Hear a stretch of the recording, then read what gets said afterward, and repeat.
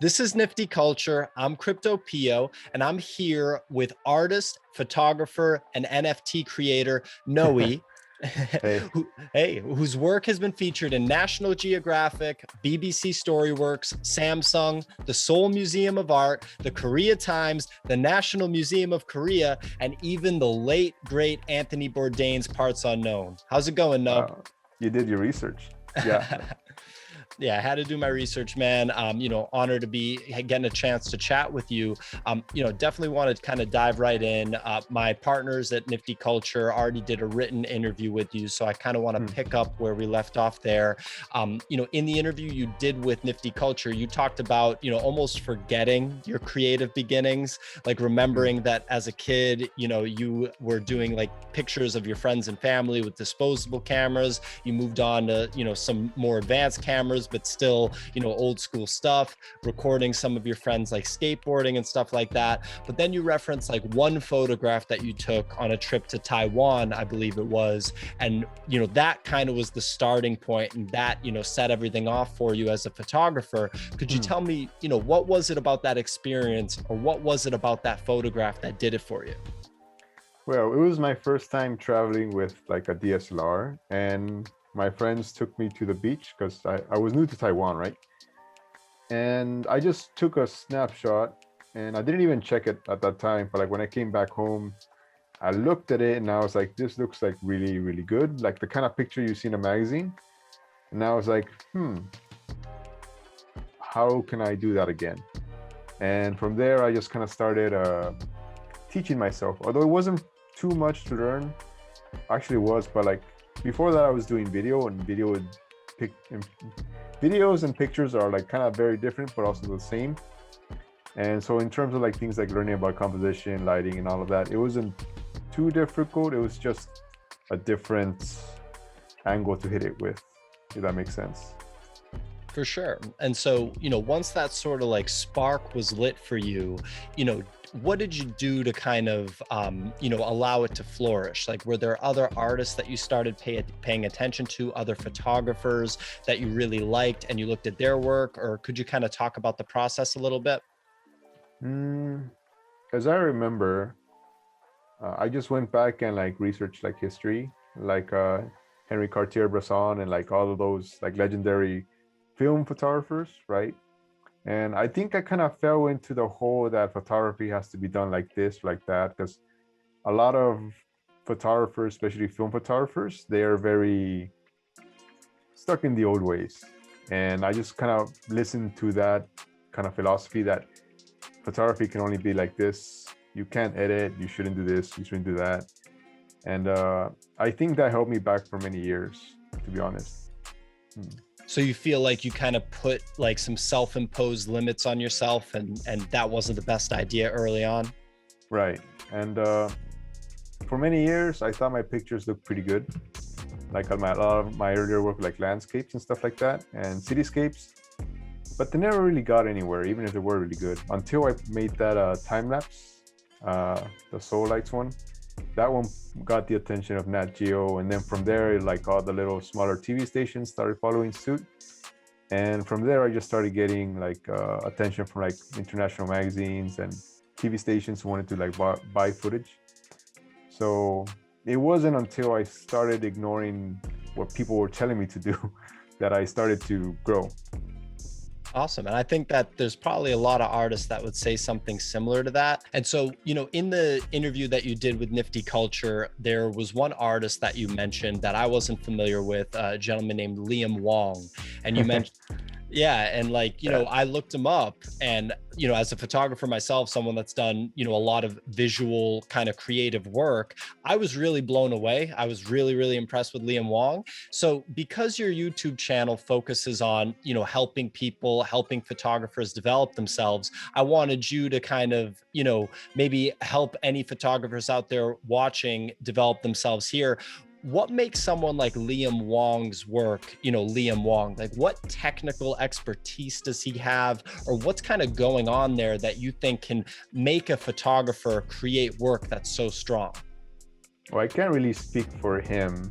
He's kind of on his own level, but I think something, I'm gonna semi-rant here, but like many photographers just focus on the technicalities. They don't really focus on the art of photography.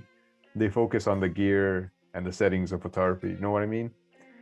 And I like that he takes pictures the way he imagines them. I think he makes his pictures look the way he envisions them. And that's very different from most photographers that just kind of, hey, what settings did you use to get this picture? Or what camera are you using? Or what lens are you using to get this picture? And I'm sad to say, when I first started, I was not exactly like that. I always kind of did my own thing. But at the same time, I was still kind of limited by my own self-imposed rules that I heard from other photographers telling me that I shouldn't do this and I shouldn't do that. Or like, oh, his picture looks like it's drawn, that's bad, blah, blah, blah. But actually, that's what I like. You know what I mean? Yeah, I think that totally makes sense. And, one of your techniques that, I've seen in a number of your pictures is actually one that I'm very unfamiliar with, infrared photography. So I just I wanted to ask you, like, what is that exactly? Like, could you talk about infrared photography and how you came into doing it and what it means to you? Well, there's different spectrums of energy or light. For example, like radio waves. You don't see radio waves, but they're there. And same thing with X-rays. Infrared is just, you can't really see it with your eyes. Or maybe you can see some of it, but it kind of blends in with the visible spectrum. But when they make a camera, the camera doesn't know what colors you want it to see. You know what I mean? It kind of sees all the colors. Ultraviolet, infrared, visible, all that stuff. So what the manufacturers do is they put like a little piece of glass that blocks the infrared and only lets in the visible spectrum, which is what we can see. And an infrared camera removes that piece of glass, and it allows us to see things that we don't know they're there because our eyes can't pick them up, but they're still there. So like maybe bugs can see it, but we can't. That's really fascinating. Yeah, I haven't looked into it. Do you think that, the sort of use of infrared photography in your career as an artist has elevated you creatively? Like, what are your thoughts on how it's impacted your work? I started getting into infrared because I couldn't take daytime pictures the way I wanted. Like, I like colors, and daytime photos are just kind of really boring to me. So I learned about infrared photography from my friend John. He was doing like infrared film. I started with like a filter, and I liked it enough to upgrade to an infrared camera. And then I just started playing around with it, doing the same things I do with my night pictures, but with my daytime photos. And I don't think infrared photography is very popular, but the people who see it tend to like it. Yeah, I'm not surprised by that at all. And, you and me were talking off air a little bit about where you're at with NFTs, how, you saw the NFT process, starting to blow up, or the NFT industry, so to speak, starting to blow up. And you've been really listening, you've been paying attention, you have released some NFTs, but by no means have you fully dedicated your life to only doing NFT artwork. What are your thoughts thus far on NFTs as an artist? And how do you think that the technology, the sort of medium of releasing artwork through NFTs, has and can affect your artwork? Well, I was ready to jump in full time. Like when I first discovered it, I was like, man, this is everything I've ever wanted. One NFT making more money than 10 years of like YouTube or like 3-4 years of print sales. But then these past 3 weeks been like really dry, I guess, with like the market is very like uncertain, and everyone's been having trouble selling. So it seems kind of like a wake-up call. Like you still kind of need a job at this point, but the possibility is there.